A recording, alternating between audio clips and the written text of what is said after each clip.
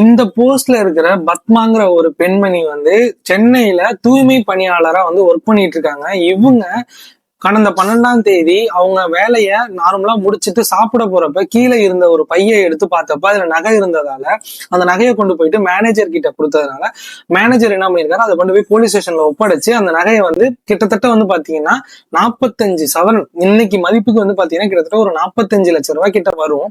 So அந்த நகையை எடுத்து தான் அதை வச்சுக்க, அத தான் கையில கிடைச்சும் அதை வந்து மத்தவங்களோட நகை அப்படிங்கிறத யோசிச்சு அந்த பெண்மணி வந்து உடனே கொண்டு போய் போலீஸ் ஸ்டேஷன்ல ஒப்படைச்சதுனால இன்னைக்கு அந்த வீடியோவை பார்த்த முதலமைச்சர் அவரை கூப்பிட்டு பாராட்டியிருக்காங்க. பாராட்டினது மட்டும் இல்லாம அந்த பெண்மணிக்கு 1 லட்சம் முன்கொடையும் கொடுத்து அவங்களுக்கு வந்து ஒரு சர்டிபிகேட் கொடுத்து பாராட்டியிருக்காங்க.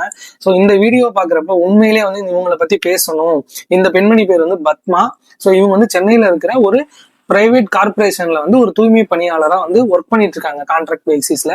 சோ இப்படிப்பட்ட ஒரு தொழில இருக்கிறவங்க இவ்வளவு பெரிய விஷயத்த வந்து ஈஸியா வந்து ஹேண்டில் பண்ணி அதை வந்து தான் வச்சுக்கணும் அப்படின்னு அனுபவிக்கணும்னு நினைக்காம அது மத்தவங்களோட உழைப்பு அப்படிங்கிறத யோசிச்சு அதை கொண்டு வந்து காவல்துறையில ஒப்படைச்ச அந்த மனசுதான் சார் உண்மையிலே கடவுள். ஸோ அவங்களுக்காக தான் இந்த வீடியோ நான் டெடிகேட் பண்ணணும்னு நினைச்சேன். உண்மையிலே எல்லாருக்கும் இந்த மனசு வருமா அப்படிங்கிறது எனக்கு தெரியல. பட் இந்த பெண்மணியை வந்து பாராட்டியே ஆகணும் அப்படின்னு சொல்லிட்டு தான் நான் இந்த வீடியோ எடுக்கிறேன். ஸோ கண்டிப்பா வந்து இந்த வீடியோக்கு ஒரு லைக் கொடுத்துட்டு அப்படியே நம்ம சேனலை ஃபாலோ அண்ட் சப்ஸ்கிரைப் பண்ணிக்கோங்க.